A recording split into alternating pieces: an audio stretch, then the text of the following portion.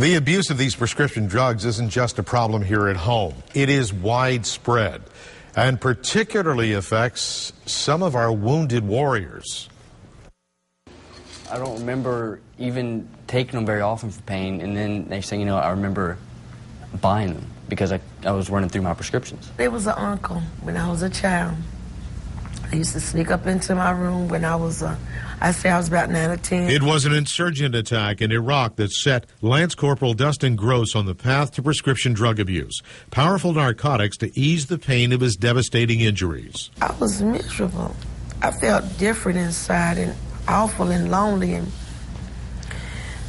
it was bad, and so I sought out drugs. For Army Specialist Ingrid Rodwell, it was a different type of pain, but the same story. Prescription drug abuse is increasingly common, not just in the military. These aren't being smuggled. They aren't being grown. They aren't being sold from behind a gas station. They're coming right out of medicine cabinets. They're coming right out of doctors' offices. And I think that is what has made it harder for us to deal with it. Florida was about to implement a prescription drug monitoring program that could have killed pill mills. It was just vetoed by Governor Rick Scott.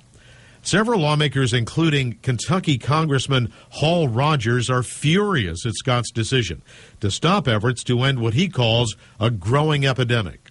Practically all of the prescription drugs that are used illegally in Kentucky come from Florida.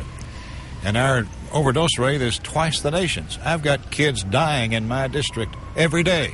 Shutting those pill mills down is going to make such a difference in the quality of life for families and people here in Kentucky. And I think it's going to save lives in the state of Florida.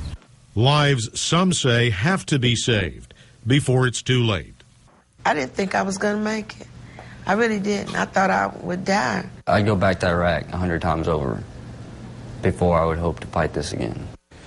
The military continues working to develop programs to help those addicted to prescription drugs. It's an ongoing process.